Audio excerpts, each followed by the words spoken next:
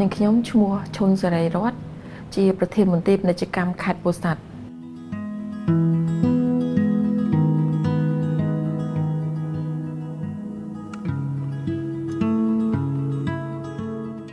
ខ្ញុំមានសេចក្តីសោមនស្សរីករាយជាពន់ពេកដែលថ្នាក់ដឹកនាំលោកបានផ្ដល់ឱកាសដល់រូបនាងខ្ញុំដើម្បីមកផ្ដល់ជាគំរូដល់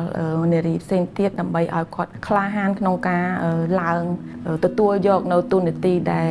ថ្នាក់ដឹកនាំបានផ្ដល់ឲ្យ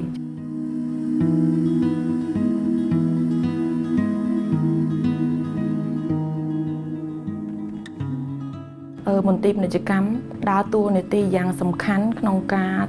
សម្របសម្រួលដើម្បីឲ្យស្ត្រីនៅក្នុងខេត្តពោធិ៍សាត់គាត់មានសេដ្ឋកិច្ចល្អ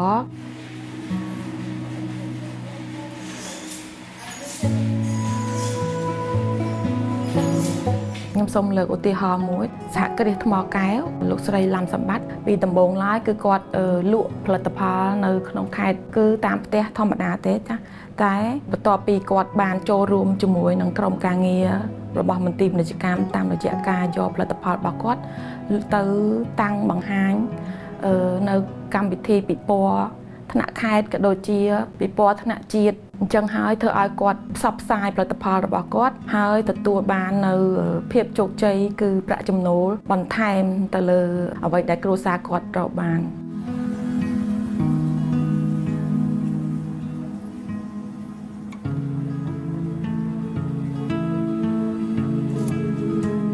នេះគឺជាការលើកទឹកចិត្តដល់នារីដទៃទៀតដែលគាត់មិនហ៊ាននឹងចូលរួមអញ្ចឹងហើយសូមឲ្យនារីទាំងអស់ដែលមានអាជីវកម្មផ្ទាល់ខ្លួនក៏ដូចទៀតទើបតែចង់បង្កើតអាជីវកម្មសូមឲ្យមានទឹកចិត្តក្នុងការនាំយកផលិតផលរបស់ខ្លួនយកទៅតាំងបង្ហាញដល់សាធារណជន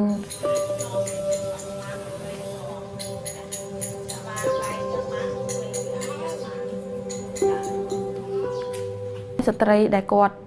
ធ្លាប់រងនៅអំពើហិង្សាក្នុងគ្រួសារវាធ្វើឲ្យមានការប៉ះពាល់ផ្លូវចិត្តទាំងខ្លួនឯងទាំងកុមារដែលនៅក្រោមការគ្រប់គ្រងរបស់គាត់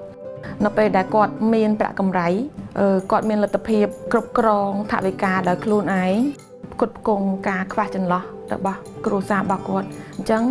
គាត់មានសិទ្ធិក្នុងការជ្រើសរើសតើគាត់គួរថានៅជាមួយទៀតឬក៏គាត់អាចចាក់ចេញនេះជាជំរើសរបស់គាត់ដែលគាត់មានសេដ្ឋកិច្ចខ្លួនឯង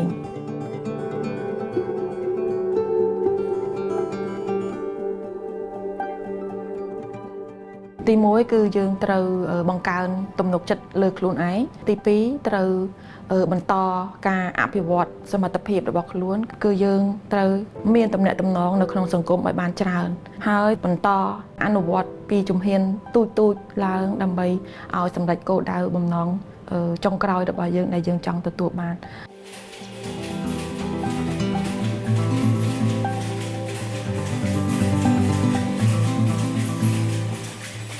ការផ្ដល់ឱកាសគឺជា